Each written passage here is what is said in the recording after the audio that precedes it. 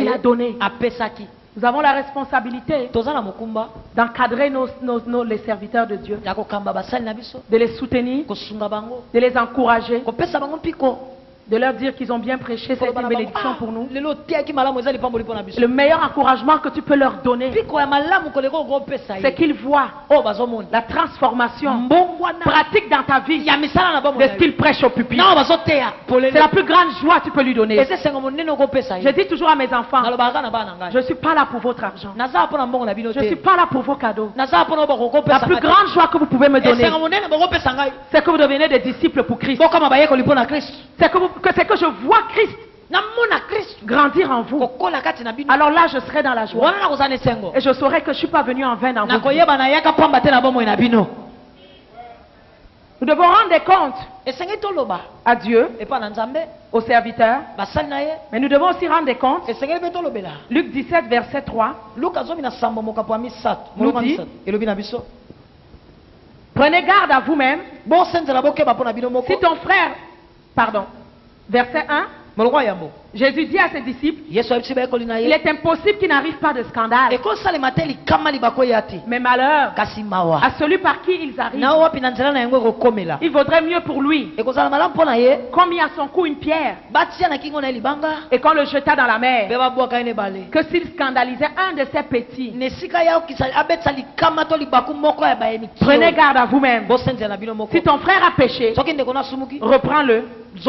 Et s'il se répand, pardonne-lui. Amen. Tu as une responsabilité envers tes frères. Tes frères ont une redevabilité envers toi. Tu dois rendre compte à tes frères et ils doivent te rendre compte. Aujourd'hui c'est bizarre, hein? Quand quelqu'un mène une vie d'une certaine façon, si son frère essaye de venir l'exhorter, frère, ce que tu fais n'est pas bien. Souvent j'entends des commentaires. Qu'est-ce que tu veux nous montrer? Que toi tu es trop spirituel. C'est pas qu'il est trop spirituel. Il a compris ce principe. La Bible dit sauf ce qu'on traîne à la mort. Arrache-les.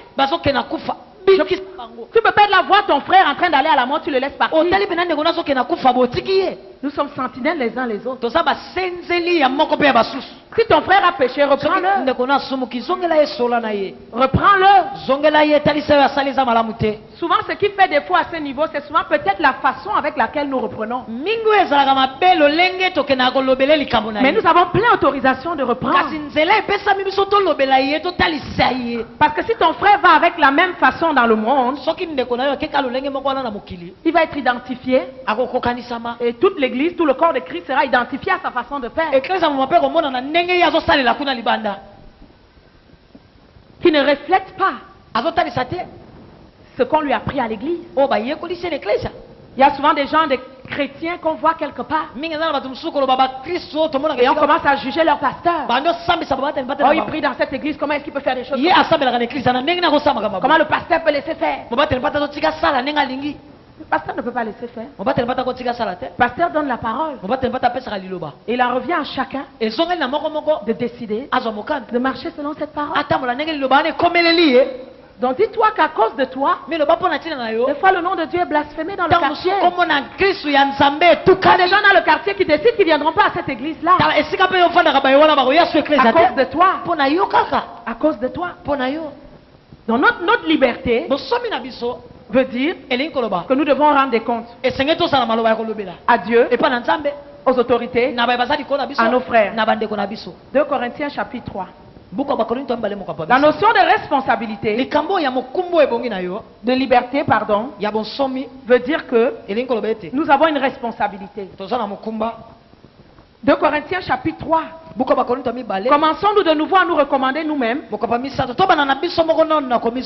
Ou avons-nous besoin, comme quelques-uns, de l'aide de recommandation auprès de vous, de votre part? C'est vous qui êtes notre lettre.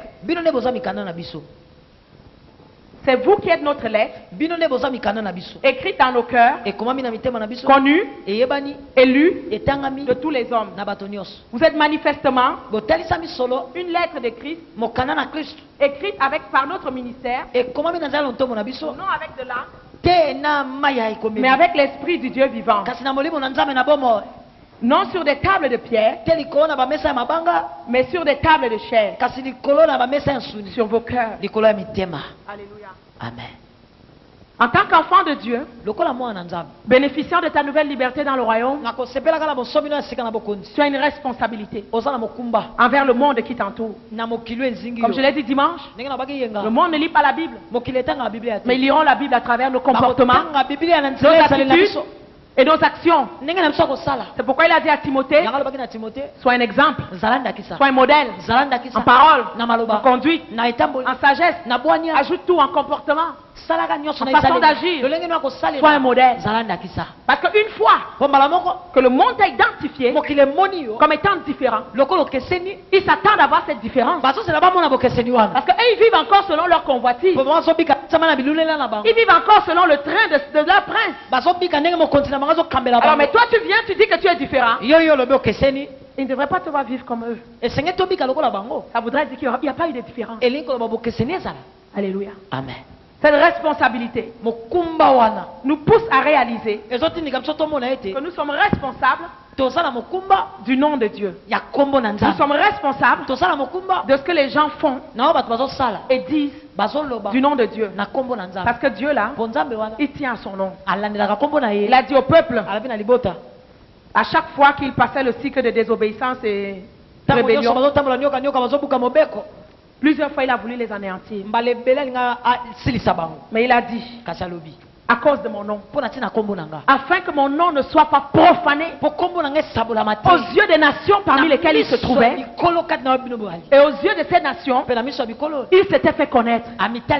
Il dit, à cause de mon nom, je retiens ma colère. Tu as une responsabilité. Ou tu es chrétien ou tu ne l'es pas. Si tu décides dans ta liberté que tu l'es, alors le nom de Dieu ne doit pas être blasphémé à cause de toi. Parce que Dieu tient à son nom. Dieu tient à son nom. Nous retournons dans Galates 5. Il nous demande, curieusement, c'est une liberté qu'on a acquise gratuitement, qui nous appartient. Mais curieusement, il nous demande de demeurer donc ferme. Ça veut dire que cette liberté-là, tu dois lutter pour la garder. Tu dois lutter pour la garder. Pour rester dedans. Pour rester dedans. Quelles sont les caractéristiques de cette liberté? Nous allons en voir 3 ou 4. On va commencer par 1 Corinthiens chapitre 6.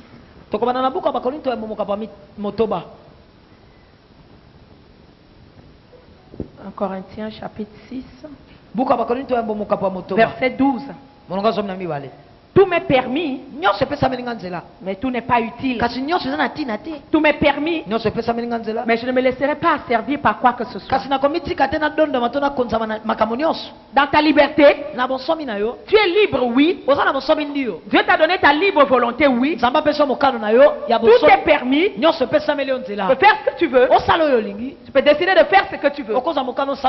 Tu peux décider de comprendre qu'est-ce que c'est que la liberté et demeurer là-dedans. Il te dit tout est permis, mais tout n'est pas utile. Ça veut dire dans cette liberté chrétienne, tu as des sélections à faire. Tu as des choix à faire. Tu peux tout faire. Personne ne va t'empêcher. Si je décide aujourd'hui que je ne veux plus prêcher l'évangile, Dieu m'a donné la libre volonté de m'asseoir et de ne plus prêcher. Mais il m'attend au carrefour. Je dis toujours aux gens, si tu refuses ma parole, tu refuses la parole de Dieu. Si tu refuses la parole de Dieu, cette même parole, elle va t'attendre au prochain carrefour. Tu ne vas pas échapper. Tout tout est permis. Tu peux faire ce que tu veux. Mais il dit tout n'est pas utile. Tu dois sélectionner. Tu dois faire des choix. En ce qui va cadrer avec ton identité en tant que chrétien. En tant que chrétien. Tu dois sélectionner ce qui en fin de journée, dans tes choix, va glorifier Dieu. Tu dois sélectionner ce qui est juste, pur, aimable, qui mérite l'approbation, ce qui est vertueux, digne de louange. Alléluia. Amen. Tout est permis, mais tout n'est pas utile. Ce n'est pas toutes choses qui vont te servir. Alléluia. Amen. Tu peux avoir 10 voitures. Tu peux pas conduire les 10 voitures à la fois. Tout est permis, mais ça ne t'est pas utile d'avoir 10 voitures. Tu peux